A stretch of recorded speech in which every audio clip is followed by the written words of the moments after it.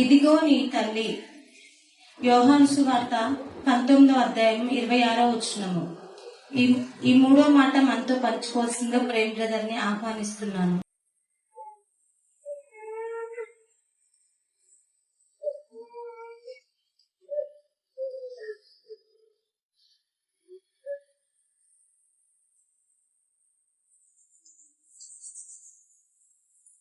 హల్లెలూయా. అందరూ సిలువ మోసుకొని చాలా ఇబ్బంది పడతారు. ఎక్కడ దాకా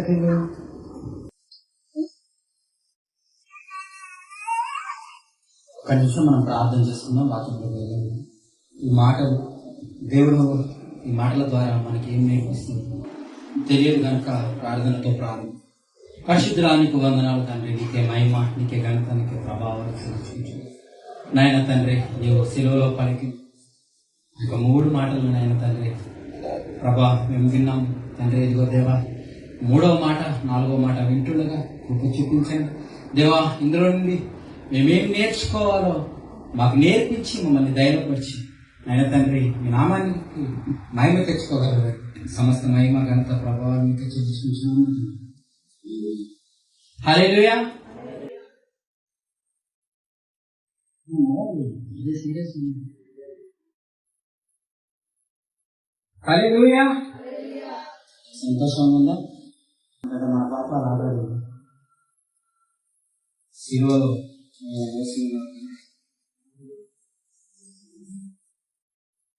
యేసుక్రీస్తు వారు సిలువలో పలికిన 3 మాటలు మరి 7 మాటలా 3 మాటలు మరి 3 అంటాను 7 అంటాను అప్పటి 3 అంటాను ఏమన్నా కలుపుతారు మాట్లాడతాను. సరే 7 మాటలు మనం ధ్యానించుకుంటున్నాం కదా ఈ యొక్క శుభ శుక్రవారం. ఎందుకంటే ఇది ప్రజలందరికీ కలగబోవు శుభవర్తమానం. 3 పుష్పకులు భలే చేసి కదా పట్టణాన్ని భలే రక్షించి 3 కలిస్తే పట్టణాన్ని రక్షించిండు ఈ సృష్టికర్త, ఈ లోకాన్ని రక్షించింది. హల్లెలూయా. యోహాను సువార్త 19:26-27. అంతా యేసు జనాల వైపు చూసి ఇలా అంటున్నాడు. ఏమంటున్నాడు అంటే శిష్యుని చూసి, ఇదిగో నీ కుమారుడు. ఎవరిని చూసాను కాదు, శిష్యుని చూసా తల్లిని చూసాను. మీరు కాన్షియస్ ఉండాలి కొంచెం. నాకు మీరు సహకరించాలి. నేను మాట్లాడిపోవడానికి రాలేదు, మీతో మాట్లాడడానికి దేవుడు వచ్చినాడు కనుక మీరు మాట్లాడాలి. ఒకటి ఉంటుంది ఏంటిదనంటే, 2 వ్యక్తులు ఉంటారు. ఒకే వ్యక్తి అదే పనిగా మాట్లాడతాడు, ఎదుటి వ్యక్తి మాట్లాడట్లేదు, మౌనంగా ఉన్నాడు. మాట్లాడతాను ఛాన్స్ అయిపోయింది, ఎదుటి వ్యక్తి ఏం మాట్లాడట్లేదు. ఇప్పుడు ఈ మాట్లాడే వ్యక్తికి ఏమనిపిస్తుంది? మాట్లాడాలనిపిస్తుందా? ఇక్కడి నుంచి ఎంత తొందరగా బయటపడితే అంత మంచిది అనిపిస్తుంది. మీరు మాట్లాడుకుంటుంటే తొందరగా బయటపడతారు, కానీ మీరు మాట్లాడితే కొన్ని విషయాలు నేర్చుకోవాలి. మీరు చాలా విషయాలు నేర్చుకోవాలి. రాసుకునేది చాలా ఉంది. నేను రాసుకోవడానికి బుక్లు ఎందుకు ఇచ్చింది సార్. నేను ఒక దేశంలో జరిగిన సంఘటన చెప్తా, చిన్న సంఘటన. సమయం కొద్దిగానే ఇవ్వబడ్డది, కానీ ఈ సమయంలో ఆ దేశంలో ఒక ముసలాం వృద్ధురాలు పేద కుటుంబం. అయితే చనిపోయే దశలో మనులను పిలిచి, అరే ఆ పెట్ట తీసుకొని రండిరా అన్నది. పెట్ట తీసుకొని రమ్మంటే ఇప్పుడు వాళ్ళు వృద్ధులు పెట్టలో ఏం దాచుకుంటారు? మనకు తెలిసినంత వరకైతే డబ్బులు దాచుకుంటారు. అసలు మా నాన్నమ్మ ఒకటి ఉండే ఇలా పెట్టుకునేది, చెంగి ఇట్లా పెట్టుకొని ఇలా పెట్టుకునేది. పర్సు ఇంత పర్సు ఉండేది. అది దాని సంచి ఏమంటారు,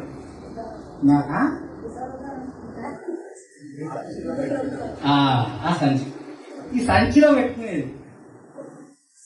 అయితే ఈ అవ్వ కూడా మరి అప్పుడు వాళ్ళు ఏమనుకున్నారు మనవరాలు, అబ్బా మా అబ్బాయి పెట్టలిన డబ్బు దాచి పెట్టినట్టున్నది, మాకు వెళ్ళకుండా ఎవరికి ఇప్పుడు ఈ డబ్బు బాగా పనికొస్తుంది మాకని ఆశతో తీసుకొచ్చిండు.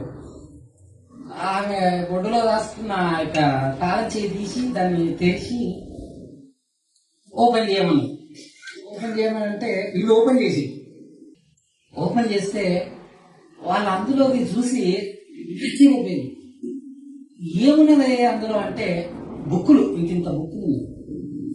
ఏం బుక్కులు అంటే పాప బామ్మ చదువుకునేది మంచిగా. మన దేశంలో చదువు వచ్చి చాలా సంవత్సరాలు అవుతాను కానీ ఇప్పటికి కొంచెం అక్షరాస్యత లేదు. అయితే ఆ దేశంలో మరి చదువుకున్న వాళ్ళు ఉంటారు కదా కొంతమంది.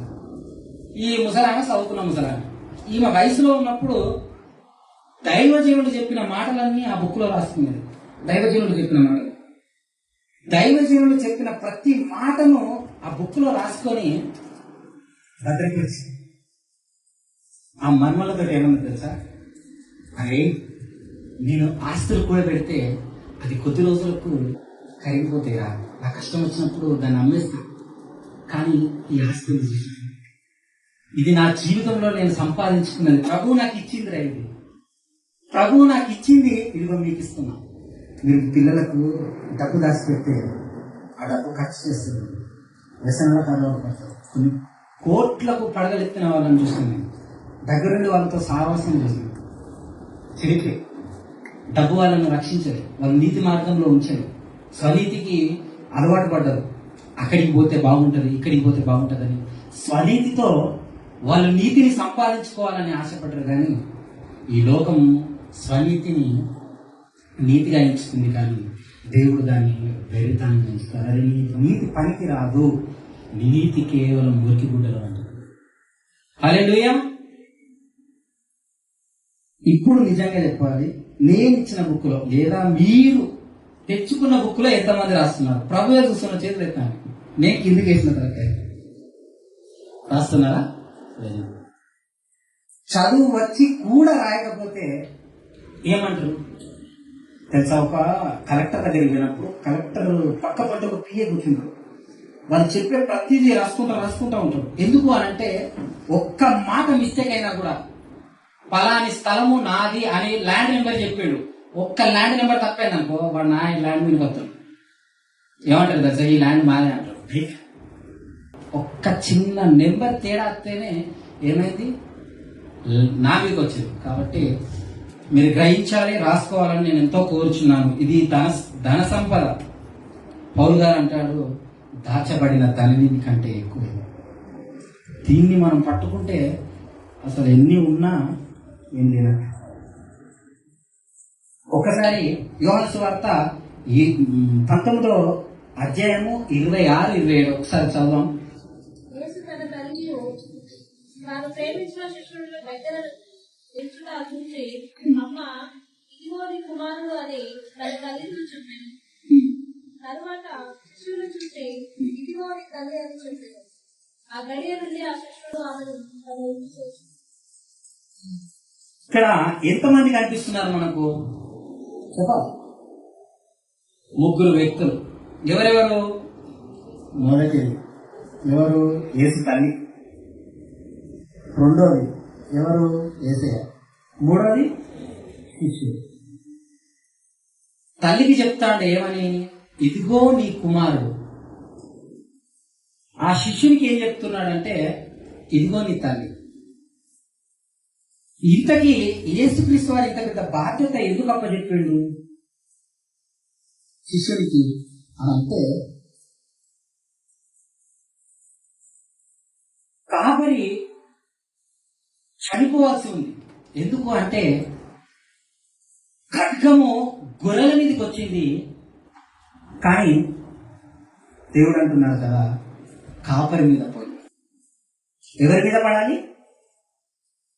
ఎవరి మీద పడాలి? కొంచెం గట్టిగా మాట్లాడాలి.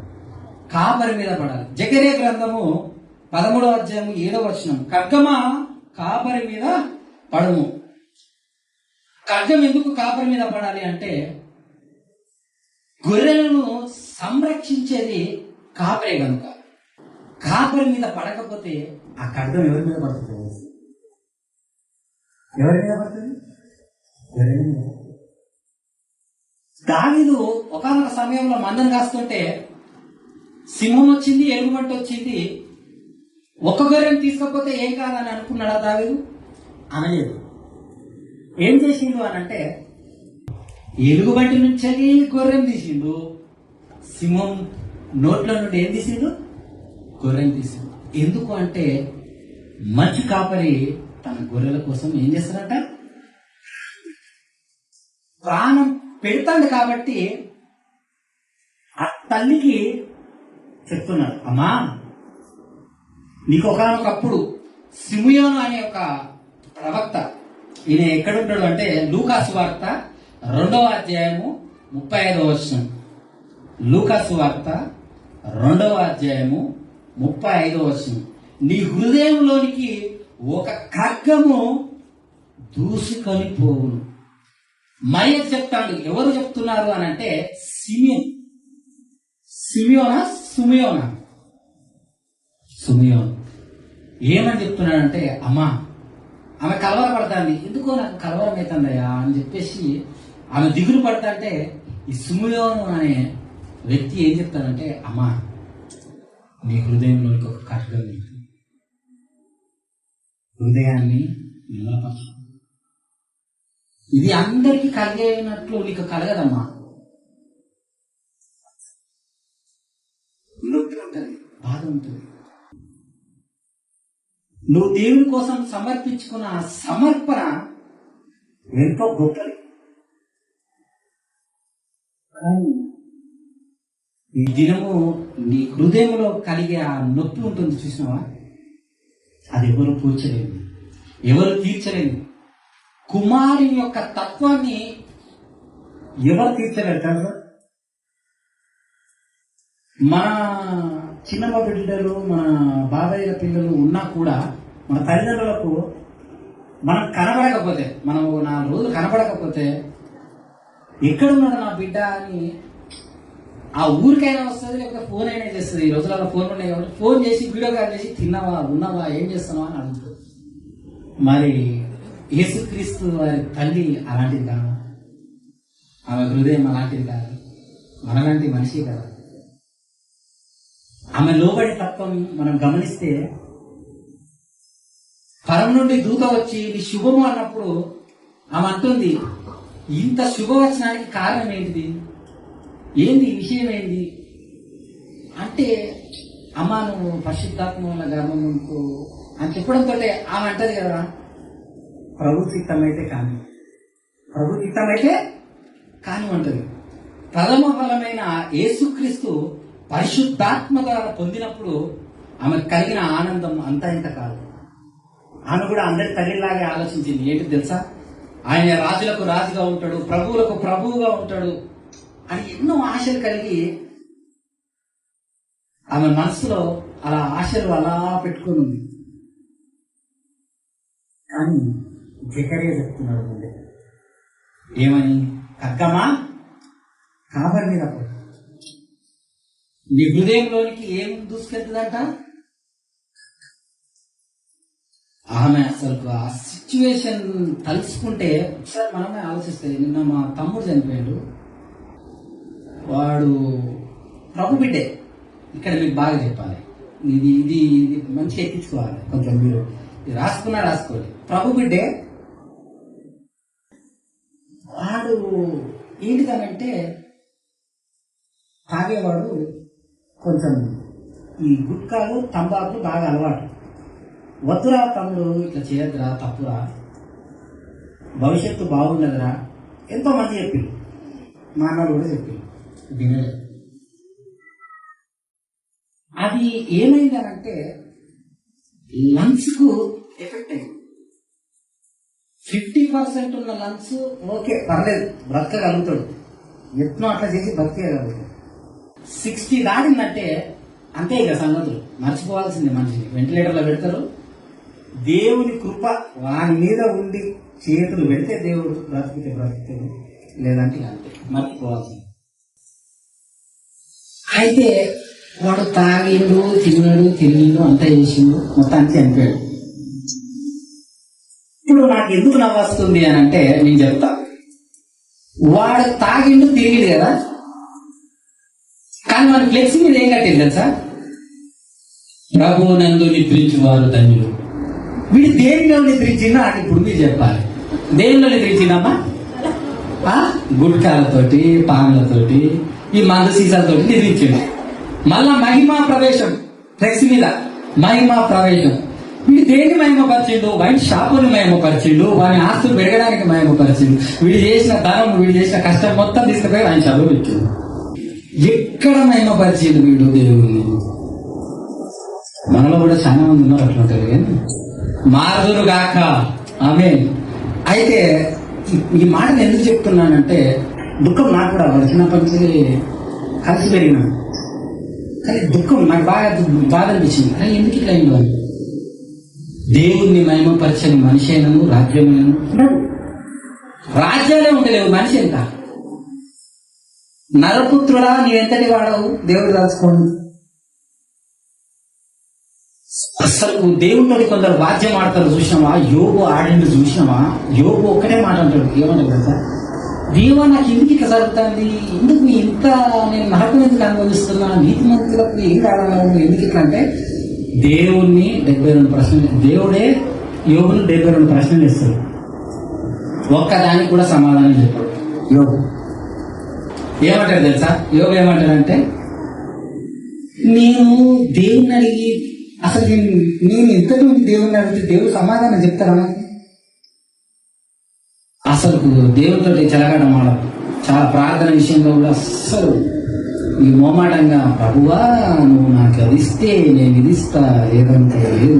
ఇది సమర్పణతో కలిగిన జీవితం కావాలి. ఆమె సమర్పించింది. ఏం సమర్పించిందంటే, ప్రభు చిత్తం నెరవేర్చాలి, ప్రభు చిత్రమే నెరవేరాలి అని తన యవ్వన కాలం కూడా కాదు, బాల్యం 11 లేదా 13 అంతకుమించి ఎక్కువ ఉండి ఆ వయసులో దేవునికి అర్పించుకున్నాడు. తాను అర్పించుకున్నాడు. తల్లి పట్ల కుమారుని బాధ్యత. శిష్యునికి ఏం చెప్తాడు? ఇదిగో నీ తల్లి అని చెప్తాడు. అంటే యేసుక్రీస్తు వారు కుమారునిగా ఉండి తన తల్లి పట్ల ఉన్న బాధ్యతను నెరవేరుస్తున్నాడు. మనకు బాధ్యతను గుర్తు చేస్తున్నాడు. ఏ గుర్తు చేస్తున్నాడు అంటే, బిడ్డా నేను నా తల్లిని సిలువలో వేలాడుతూ కొద్దిసేపు అయితే నేను మరణిస్తా, కానీ నా తల్లి బాధ్యతను నేను మరవలేదు. ఆయన బాధ్యత మరిచిన వాడు కాదు. ఆయన ఎన్నడూ బాధ్యతను మరవలేదు. ఏమంటాడు తెలుసా శిష్యుని చూసి? నీ తల్లి అన్నప్పుడు అక్కడ ఒక సన్నివేశం జరిగింది. మీరందరూ గమనించినట్లయితే, అంతలోనే శిష్యుడు ఏం చేసుకున్నాడంట? తన ఇంట చేర్చుకున్నాడు. తన ఇంట్లో చేర్చుకున్నాడంట. అర్థం తెలుసా? తల్లి ఉన్నప్పుడు ఇంకోటి తీసుకొచ్చి ఈమె కూడా నా తల్లే అని అంటే ఎవరు ఒప్పుకోరు. ఫర్ ఎగ్జాంపుల్, ఒక తండ్రి ఉంటాడు, ఇంకో ఆమె ఉంటుంది, అక్కడ ఎక్కడనో ఈయనకు సెకండ్ సెటప్ ఉంటుంది. కలిసినప్పుడు చెప్తాడు, ఆయన మా నాన్న. ఈడ అంటాడు, ఇలా ఈమె కూడా అంటాడు, ఆయన నా మా నాన్న. ఇద్దరు కలిసిందంటే ఇక వారికి ఉంటుంది చూడు, చింతపండు చేసుకుంటారు. కాబట్టి బాధ్యతను మరిచిన వాడు కాదు. ప్రభు ఎంత బాధ్యత కలిగి ఉన్నాడంటే, ఈయన చెప్తాడు, ఏమని చెప్తాడంటే, అయ్యా అంటే ఆజ్ఞ, అసలు మామూలు ఆజ్ఞ కాదు తెలుసా? ఎంత మంచి ఆజ్ఞ అంటే, కుటుంబం పట్ల మన బాధ్యత ఎలా ఉండాలని ప్రభు కోరుకుంటున్నాడంటే, ఎలా నిర్వహించాలో యేసుక్రీస్తు వారు సిలువలో, ఆ సిలువ ఘట్టంలో మనం నేర్పిస్తున్నారు. చివరి మాటలు అంటారు కదా, ఏమంటారంటే, పోలీసు వాళ్ళు మరణమయ్యే ఆయన దగ్గరికి వెళ్ళి ఈ మరణ వాల్మూలను తీసుకుంటారు. అంటే చివరి మాటలను నోట్స్ చేసుకుంటారు. అవి ఎంత ప్రాముఖ్యతను చేశాయంటే, అసలు కేసులో అది ఒక కీలకం.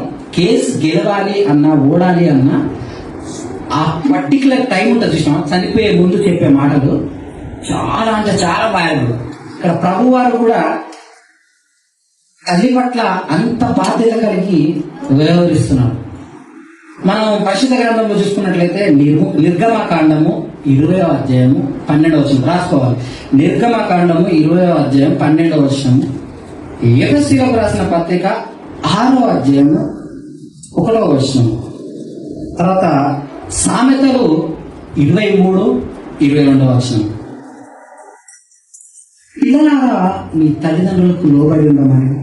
తర్వాత నిర్గమకాండంలో చెప్తాను ఏమనంటే మీ తల్లిని తండ్రిని ఏం చేయమంటాడు? సన్మానించమంటాడు. ఈ సన్మానించడం అంటే అసలు ఈ రోజులలో అనుకుంటారు కదా, ఒక పెద్ద టెంట్ వేసి ఇంత స్టేజ్ వేసి ఇక అమ్మ నాన్న కూర్చోబెట్టి ఇక ఆ రోజు బతుంటదండి అమ్మ నాన్న మీద. వాడు కాళ్ళ మీద పడుతూనే ఉంటాడు. నలుగురు కొట్టుకుంటారు, నలుగురు పడతారు, ఐదుగురు పడతారు. వాళ్ళు ఇద్దరు ఉన్నారు కానీ నేను పడతా. మళ్ళీ వృద్ధాత్వం వచ్చేసరికి నువ్వు చూసుకో. ఏ కుడి ఎడమలు తల్లిదండ్రులు. అలాంటి సిచ్యువేషన్ లో ఉన్న లోకానికి దేవుడు ఏం చెప్తానంటే మీ తల్లిని తండ్రిని ఏం చేయమంటాడు? సన్మానించమంటాడు. అది నీకు యుక్తమైంది.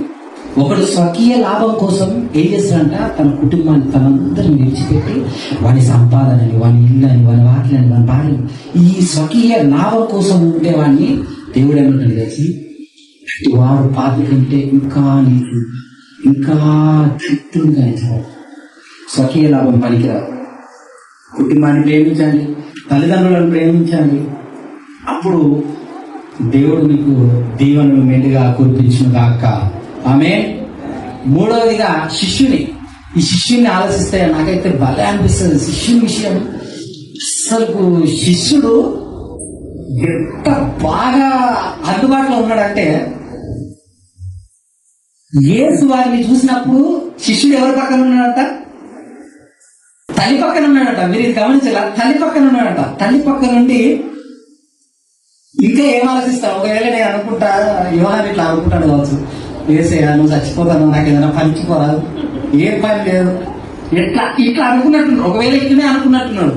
అందుకే ఏసే శిష్యుని చూసి అన్నారు కదా నీ తల్లి అంటే ఇక పని దొరికింది, అబ్బా పని దొరికిందిరా నాకు అంటే సంతోషం. అందుకే కదా ఇట్లా చేసుకున్నాడు. ఇప్పుడు నేనున్నా అనుకో, ఫర్ ఎగ్జాంపుల్ నేనే ఉన్నా యోహాన్ ప్లేస్నే నేనున్నా. ఏసే ఆ ప్లేస్ నుండి నాకు చెప్పిండు. నేను మనసులో ఏమనుకుంటాను, ఎట్లా చేయాలి సువార్త, ఎట్లా బోధించాలి, నువ్వు లేవాయే, నువ్వు ఆ చెట్లను చూపెడితే, పుట్టలను చూపెడితే, గొర్రెలను చూపెడితే, నేను ఇక్కడ చూపెట్టాలి, ఇటునే అనుకుంటాను. నేను తల్లిని చేసుకోవాలి. నాకు నువ్వు ఇచ్చిన సేవే మస్తు ఎక్కువ అవుతుంది. నువ్వు మనని తల్లి చూసుకో అంటాను. ఎక్కడ ఇది కరెక్ట్ కాదేవా? ఏడు వాళ్ళకి అప్పచెప్పు, పేదలు ఉన్నాడు, ఆలీలు ఉన్నాడు, వాళ్ళకి అప్పచెప్పు, నాకెందుకు అప్పచెప్తాను అనడం నేను. కానీ దేవుడు హృదయాంతరంగాలను ఎరిగిన దేవుడు ఏమంటాడు తెలుసా? ఇదిగో నీ తల్లి. మనసులో అనుకున్న మాటని కరెక్ట్ గా చెప్పేసరికి యోహాను స్వీకరించాడు. అసలు స్వీకరించడం కూడా కొందరికి రాదు తెలుసా? అయ్యా నేను సేవకు పిలుస్తాను, అయ్యా ఎవరి వయసు ఉన్నది రాయ్యా మంచిగా బ్రతకాలంటే అది ఎప్పుడు అసలు 60 ఏళ్ళు అయిన తర్వాత అయ్యా నేను ఇప్పుడు సేవకు రావచ్చా, ఇప్పుడు అత్తయ్యా సేవకు తీసుకుపోతారు నన్ను. పోయి నిన్ను తీసుకుపోయి ముఖాలు నొప్పులు అంటావు, ఇదంతా అదంతా బీపీ షుగర్లు అంటావు. ఇప్పుడు ఏది పోవాలి? నేను రాసుకొని కూడా 5 కిలోమీటర్లు కూడా నడవు, 1 కిలోమీటర్ నడవు, నిన్ను ఏం తీసుకుపోవాలి? కొందరు కూడా అసలు తల్లిదండ్రులు కూడా చాలా వరకు మంచిగా చదువుకొని వాడు మంచిగా సెటిల్ అవుతాడు అనేటువంటి సేవకి ఇయ్యరు. అయ్యా ఇవి మా చిన్న కుమారుడు, వీడు చదువురాదు ఏం రాదు, ఈ బర్రగాడని కూడా పనికిరాదు సేవకు. ఓరే బర్రగాడు ఇంకా పనికొస్తలేడు, సేవకేం పనికొస్తాడు? బర్రగాయనికే పనికొస్తలేడు, సేవకేం పనికొస్తాడు? చెప్పులు ఒక మాట చెప్పులే, పనికొచ్చేటోని వాడుకుంటాడా, దేవుడు పనికిరాని వాడుకుంటాడా? గిజ్జోను ఈ గోధుమలు దుల్లగొట్టుకుంటా అంటే దేవుడు పిలిచిండు, అవునా? పని చేసే వాళ్ళని పిలిచాడు. పేతులు ఒలబెట్టిన పాత్ర అంతా ఈ పాత్ర తప్ప ఏం మళ్ళీ ఈ శాపల వల్ల ఏం మళ్ళీ అని టిక్చర్ అనుకుంటా అనేది పిలిచిండు. నేను మనుషులను పట్టేవాడిగా చేస్తానన్నాడు. ఇట్లాంటి పని చేసే వాళ్ళని పిలిచింది. కానీ తల్లిదండ్రులు అబ్బాయి ఎట్లా ఆలోచిస్తారంటే పని చేసేవాళ్ళను మాకు సంపాదించి పెట్టాలి, పని చేయడమేమో దేవుడికి. నీకే పని చేస్తలేడు, దేవుడికి ఏం పని చేస్తాడా? నీకే పని చేస్తలేడు, దేవుడికి ఏం పని చేస్తాడు? పని చేయడాడు, ఆడు ముమ్మాడికి పని చేయడు. కాబట్టి ఇక్కడ మనం యోహాను విషయంలో నేర్చుకోవాల్సింది ఏంటంటే దేవుడికి అందుబాటులో ఉండాలి. అందుబాటులో ఉండడమే కాదు, దేవుడు ఎప్పుడు నన్ను పిలుస్తాడా, ఎప్పుడు నన్ను పిలిచి ఆయన సేవకులకు వాడుకుంటాడా? పిలువబడిన వారు అనేకులు అయినను ఏర్పరచుకోబడిన వారు కొందరే అన్నారు. అందరం పిలువబడ్డాం. ఇదిగో రండి రక్షణ పొందండి అనే సువార్తలు ఎక్కడ వింటలేము మనం. ఇదే రక్షణ సువార్తలు ఏం వింటలేము. ఏం వింటాము తెలుసా? ఆశీర్వాదాలు పొందండి, అద్భుతాలు పొందండి. మీరు ఇంత ఇవ్వండి, దేవుడు ఇంత ఇస్తారు. దేవుడితో తేలింది. అందరు యాకోబులే మారి, అందరు యాకోబులే. యాకోబు ఏం మాటలు మాట్లాడతారు తెలుసా? యాకోబు లాంటి మాటలు మనకి ఎవరికి రావు అసలు. యాకోబు లాంటి ప్రార్థనలు మనల్ని మస్తు చేస్తారు. ఎట్లాంటి చేస్తారంటే, దేవా నన్ను దీవించి, నన్ను ఆశీర్వదించి, నాకు గొర్రెలని బర్రెలని ఇంకేమని, నేను ఇక్కడి నుంచి 1000 మళ్ళొచ్చి మంది సురక్షితంగా ఉంటే నీకు మందిరం కడితే ఇక్కడ దేవుడిస్తేనే మందిరం కడతా, దేవుడిస్తేనే అన్ని చేస్తా అన్నోడు చాలా మంది ఉన్నారు. యాకోబు లాంటి ప్రార్థన మామూలు ప్రార్థన చేయరు, ఇంకా మస్తు ప్రార్థన చేస్తారు. కాబట్టి దేవుడికి అందుబాటులో ఉన్నవాడినే దేవుడు వాడుకుంటాడే తప్ప దేవుడికి దూరంగా ఉన్న వాళ్ళని అసలు వాడుకో. హల్లెలూయా. మరి నాలుగో మాట తర్వాతనంట, మరి దేవుడు ఇంత మంచి అవకాశాన్ని ఇచ్చినందుకు దేవునికి స్తుతులు చెల్లించుకుంటున్నాం. మరి ఇంత గొప్ప అవకాశాన్ని నాకు ఇచ్చిన పాస్టర్ గారికి అందుకు వందనాలు తెలియజేసుకుని కొద్దిసేపు ప్రార్థన చేసుకుందాం. యేసుక్రీస్తు వారు సిలువలో పలికిన మాటలలో 3 మాటలు ప్రార్థన గురించి ఉన్నాయి. ప్రార్థనతో మొదలుపెట్టి ప్రార్థనతో ముగించు. అంటే ప్రార్థనకు ఎంత ప్రాముఖ్యత ఉంది అని అంటే అంత ప్రాముఖ్యత ఉంది. ఒడివల పండుగకు వెళ్ళేటప్పుడు కూడా ఆయన ఒంటరిగా తండ్రితో గడపడానికి ఆయన వెళ్ళడానికి స్తోత్రమైన యోహాను సువార్తలో నాయన తండ్రి 19వ అధ్యాయంలో మీరు పలికిన మాటలు నాయన తండ్రి, సిలువలో నాయన పలికిన 3వ మాటను మేము విన్నాము తండ్రి. దేవా మీరు అందుబాటులో ఉన్న వారిని వాడుకుంటారని, దేవా తల్లికి కలిగిన గాయాలు నాయన తండ్రి, దేవా ఖడ్గమా కాపరి మీద పడ్డప్పుడు నాయన తండ్రి, దేవా ఖడ్గము కాపరి మీద పడ్డదని అనుకున్నాను తండ్రి. అయ్యా గొప్ప వర్తమానము మాకు వినిపింపజేసినందుకు వందనాలు తండ్రి. ఇదిగో దేవా దాచబడిన ధననిధి ఏదంటే అది కేవలం నీ వాక్యమైనది తండ్రి. నీ వాక్యానికి లోబడే భాగ్యమును దయచేయండి. అనేకులకు నాయన తండ్రి సువర్తమానము చెప్పుటకు కృపను దయచేయగలరని సమస్త మహిమ ఘనత ప్రభావాలు మీకు చెల్లించుకుంటున్నాము. ఆమేన్.